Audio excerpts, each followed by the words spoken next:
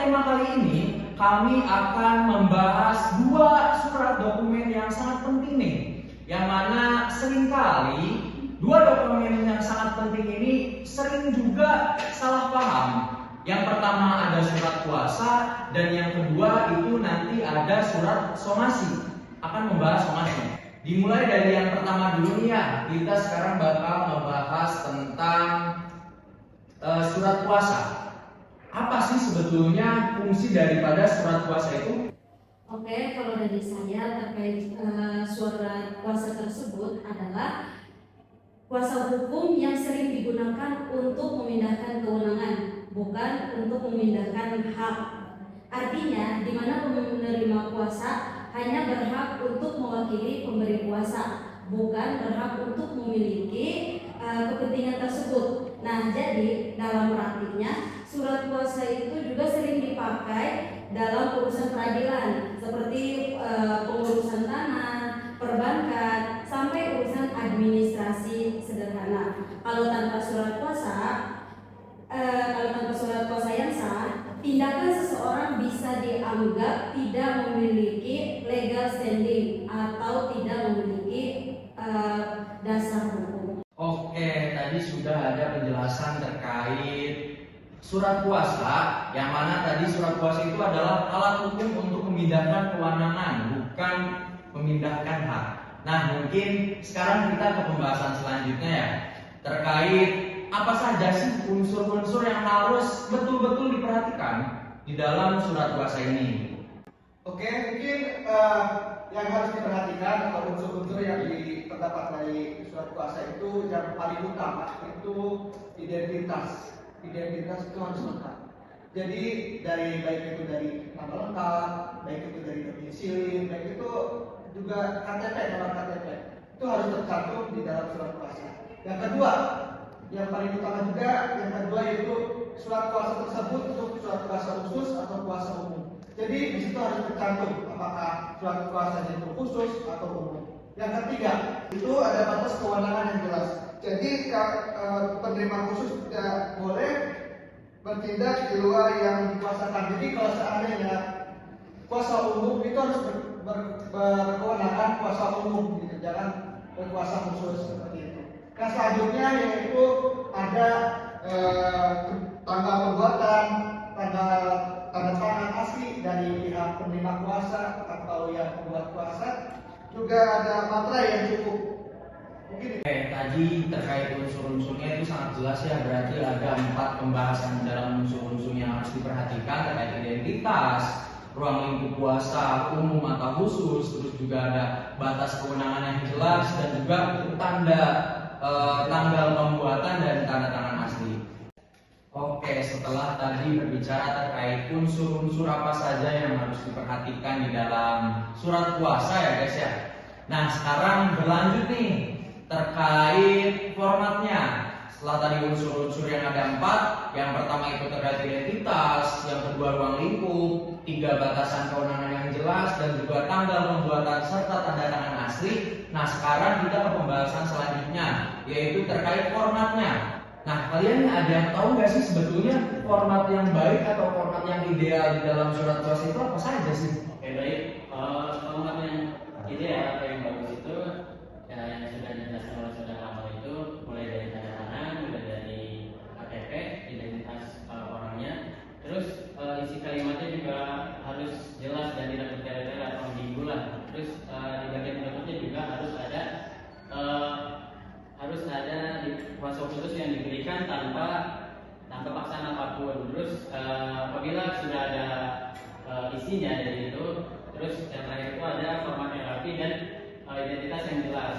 Nah, apabila sudah ada format dan identitas yang jelas, baru dibubuhi dengan materai. Mungkin kalau dari saya itu. Oke, terkait format-format tadi yang sudah dijelaskan. Nah, tentunya pasti ada aja kan ya di dalam pembuatan surat kuasa itu pasti ada aja kesalahan umumnya kan. Nah, teman-teman di sini yang pernah belajar terkait membuat atau praktik membuat surat kuasa khusus, sebetulnya kesalahan apa saja sih yang sering kali ditemukan gitu di dalam membuat ya praktek surat kuasa khusus itu? Baik, sini saya akan menjelaskan bahwa sering banget ya kita nemuin pembuatan surat kuasa itu dengan kalimat yang terlalu luas atau tafsir yang misalnya itu mengurus segala hal. Nah ini tuh bahaya banget kalau misal digunakan karena membuka peluang penyalahgunaan. Selain itu, sering juga ditemukan surat kuasa itu tanpa materai, tanpa tangga, atau bahkan tanpa tanda tangan setelah digunakan yang jelas. Ini cacat secara hukum. Oke, setelah tadi membahas tentang kesalahan umum apa saja sih sebetulnya yang sering kali digunakan di dalam surat kuasa gitu ya. Nah sekarang saya mau tanya nih terkait taktik membuat surat kuasa khusus yang tepat. Nah tips dan strateginya gimana sih cara membuat surat kuasa ini yang lebih benar dan jelas dan sesuai dengan format yang ada? Oke, mungkin strategi atau tipsnya itu adalah gunakan kalimat yang spesifik, terukur, dan terbatas ruang lingkupnya. Kalau menyangkut aset berharga atau perkara penting seperti hak milik, itu harus menggunakan surat kuasa khusus saja. Dan yang paling penting itu pahami betul apa yang dikuasai sebelum ditandatangani di surat kuasa tersebut, dan jangan asal setuju atau tanda tangan tanpa baca semua. Oke, setelah kita membahas tentang surat kuasa khusus yang mana tadi menjelaskan terkait surat kuasa, terus juga unsur-unsur dan formatnya, dan tata cara pembuatan serta tips dan strateginya bagaimana sih untuk membuat surat kuasa. Nah, kita ke pembahasan selanjutnya yaitu tentang somasi ya. Nah, dari teman-teman nih, dari kalian semua yang ada di sini, ada yang ingin menjelaskan nggak terkait somasi dan fungsinya itu apa sih sebetulnya? Oke, mungkin dari saya ya. Mungkin dari teman-teman juga udah sering familiar dengan kata somasi. Jadi somasi itu adalah bentuk teguran untuk orang yang berbuat prestasi, yaitu sebelum orang tersebut itu dibawa ke pengadilan. Jadi somasi itu bentuk teguran untuk orang yang berbuat prestasi seperti itu. Oke, selanjutnya terkait unsur-unsurnya nih. Nah, tadi berbicara terkait pengertian mungkin ya, pengertiannya daripada somasi itu dan seringkali digunakan untuk apa sih sebetulnya itu somasi. Nah, sekarang ini terkait unsur-unsurnya. Nah, unsur-unsur apa saja sih yang paling penting untuk somasi yang kuat ya? Oke, baik. Jadi unsur-unsur somasi itu ada 5. Yang pertama itu identitasnya harus jelas, identitas para pihak. Terus yang kedua itu harus ada uraian kronologi yang jelas juga dan objektif untuk mengetahui permasalahannya atau perkaranya. Terus yang ketiga itu tuntutan yang konkret dan realistis, misalnya pembayaran utang, pemasangan properti dan pemenuhan prestasi tertentu. Terus yang keempat itu jangka waktunya misalnya dari 7 sampai 4 sampai 17 hari. Nah itu tuh harus ada itu, harus ada putusannya. Kalau misalnya lebih dari situ, ya malah putusannya cacat atau obscure legal lah gitu. Terus yang terakhir itu konsekuensi hukumnya harus jelas. Apabila somasinya diabaikan, maka gugatannya harus ke pengadilan yang baru gitu. Kalau misalkan itunya gagal gugatannya gitu kan. Itu mungkin dari saya. Terkait unsur ya tadi ada 5 ya, ada 5. Yang pertama itu ada identitas para pihak yang jelas dan juga kronologi singkat serta tuntutan dan juga jangka waktu, dan yang terakhir itu adalah konsekuensi hukum yang jelas jika somasi diabaikan. Nah selanjutnya ini terkait formatnya ya, terkait format somasi yang benar dan standar dan jelas itu seperti apa sih sebetulnya? Baik, saudara, kalau semisal somasi itu biasanya diawali dengan surat atau judul dengan biasa dengan kalimat somasi. Nah, isi surat ini disusun secara kronologis, tidak emosional dan masuk ke pokok masalah. Terakhir, penutupnya itu menegaskan bahwa jika tidak dipenuhi, maka langkah hukum lanjut akan ditempuh. Oke, itu terkait format somasi yang betul ya, atau yang benar dan standar itu seperti itu ya. Dan juga ini terkait kesalahan umum nih, pasti ada aja lah orang yang membuat somasi, tetapi dalam membuat formatnya itu pasti ada aja kesalahan. Dan sebetulnya kesalahan umum apa aja sih yang dilakukan oleh orang-orang dalam membuat surat somasi? Oke, mungkin kesalahannya itu adalah somasi itu sering dijadikan ajang meluapkan emosi. Terus bahasanya itu kasar dan mengintimidasi dan penuh ancaman. Terus padahal emosi yang terlalu agresif justru bisa melemahkan posisi hukum pengirimnya di mata hukum. Selain itu, tuntutan yang tidak realistis atau tanpa dasar hukum kuat yang sangat sering terjadi bikin somasi nggak efektif. Oke, itu terkait somasi. Kebanyakan orang yang mengajukan somasi itu jadi mengujar kebencian dan juga dia kayaknya pengen balas dendam nih. Padahal kan di dalam surat somasi itu kan tidak seperti itu kan. Dalam artian memang aduan-aduan, tetapi bukan ajang kita untuk mengujar kebencian gitu. Nah, ini terkait kesalahan-kesalahan yang ada di dalam surat somasi. Nah, selanjutnya itu terkait teknik membuat somasi yang tepat. Nah, sebetulnya apa saja sih teknik membuat somasi yang tepat gitu? Atau tips dan triknya deh gitu. Oke, untuk teknik pembuatan somasi yang tepat, yang pertama itu harus menggunakan bahasa yang baku ya, yang bahasa yang formal. Dan yang kedua itu harus objektif. Dan selanjutnya bahasa itu harus persuasif dikatakan untuk terlihat supaya profesional. Gitu. Nah, di surat somasi juga harus disertakan dengan pasal-pasal yang relevan dengan apa yang kita ajukan kepada si iwan prestasi tersebut. Begitu sih. Oke, jadi bisa disimpulkan ya.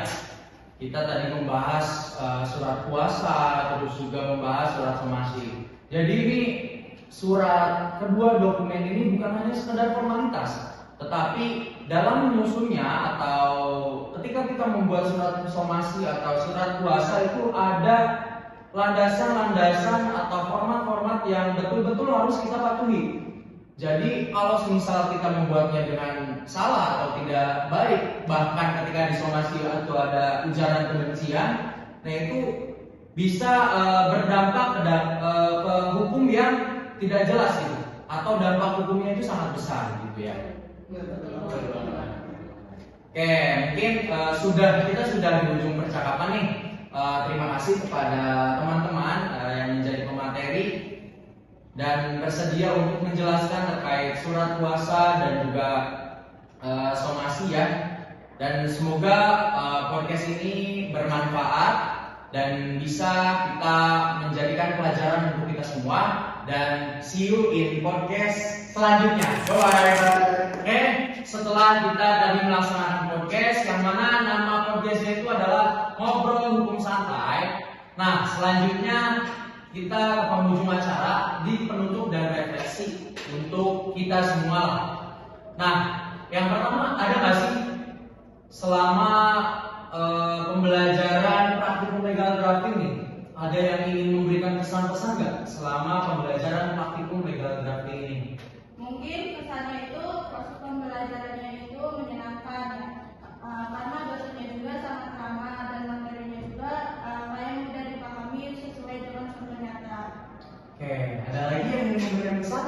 Dari saya pesannya itu semoga kedepannya metode pembelajaran seperti praktik legal drafting ini lebih menarik lagi dan lebih matang serta siap untuk diterapkan di dunia kerja.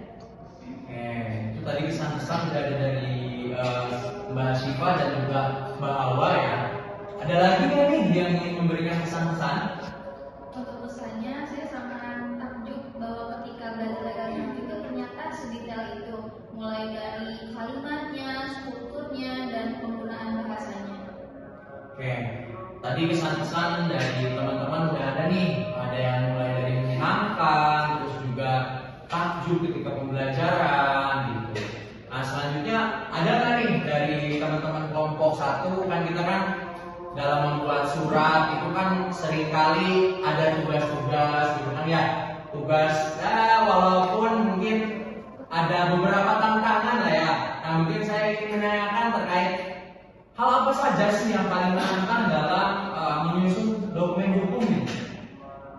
Mungkin ya dari saya itu kalau tantangan sendiri itu kayak menyusun bahasa yang tepat. Jadi kan kita menyusun dokumen itu tuh harus dengan bahasa yang tepat, yang baik, gitu kan, nggak harus nggak asal-asalan gitu bahasanya tuh. Jadi itu tuh menurut saya tantangan utamanya itu menyusun bahasa yang tepat gitu. Kalau itu dari saya itu sih yang paling menantang. Itu ada tentang atau terkait bahasa atau mencari bahasa yang tepat gitu ya dalam menyusun surat-surat atau tugas-tugas yang telah diberikan. Ada lagi nih yang ingin memberikan tantangan atau memberikan pesan mengenai tantangan apa aja sih sebetulnya? Oke, dari saya pribadi mungkin tantangannya itu ketika Ibu Sofia itu sudah merevisi.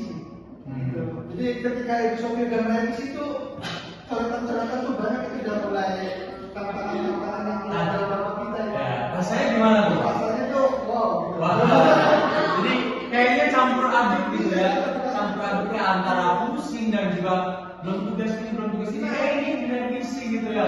Tapi memang itu membuat menjadikan sebuah pelajaran lah buat kita semua ya.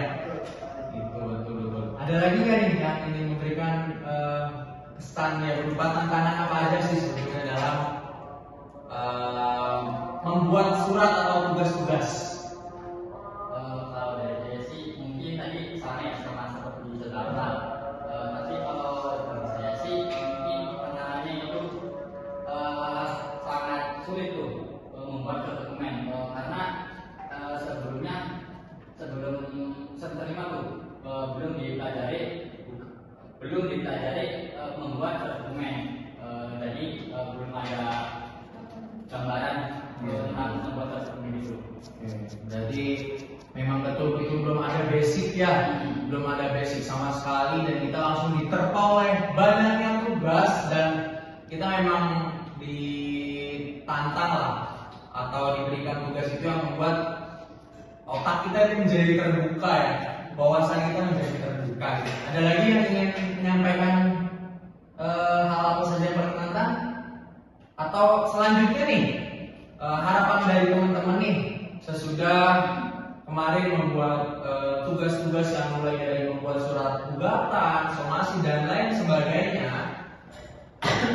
Harapan dari teman-teman ketika menjadi praktisi hukum nanti ke depan, harapan apa saja sih ketika kalian ingin menjadi praktisi hukum gitu? Oke, baik. Mungkin dari saya kalau misalnya menjadi praktisi hukum itu ingin membuat hukum Indonesia itu lebih baik. Karena kan banyaknya doktrin-doktrin yang mengira itu hukum itu tajam ke bawah dan turun ke atas. Jadi saya ingin membuat hukum itu enggak mendoktrin seperti itu lagi. Jadi ingin membantu rakyat yang kecil atau susah untuk bisa membantu dalam proses perkaranya itu mungkin. Oke, ada lagi? Mungkin terakhir dari saya ya untuk pesan dari saya untuk semua mahasiswa, jangan ragu untuk bertanya dan meminta bantuan ke teman-teman yang lain dalam membuat dokumen, karena kesalahan sekecil apapun dalam membuat dokumen itu bisa berdampak besar, kesalahan besar dalam membuat dokumen tersebut. Oke, mungkin tadi dari teman-teman semua sudah memberikan pesan-pesan dan juga hal yang paling menantang ketika membuat surat dokumen dan juga ketika menjadi praktisi hukum ke depan itu harapannya itu seperti apa.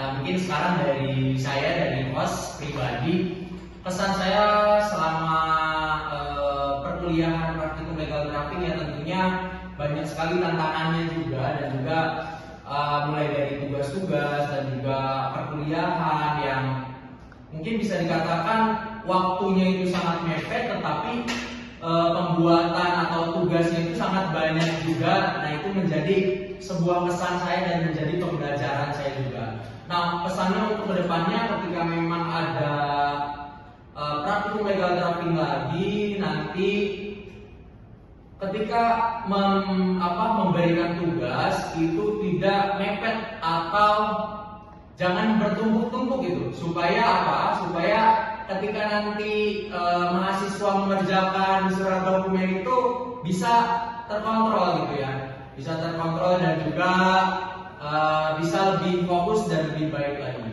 Dan ketika saya menjadi praktisi hukum, nah nanti harapan saya betul tadi yang dikatakan seperti dia, supaya hukum itu jangan sampai tajam ke bawah, tumpul ke atas. Karena apa?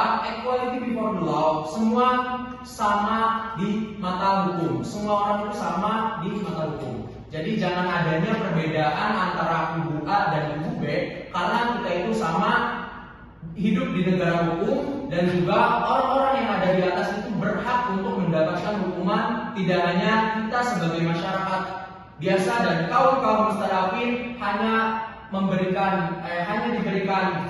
hukuman-hukuman, tetapi yang di atas itu tidak diberikan hukuman.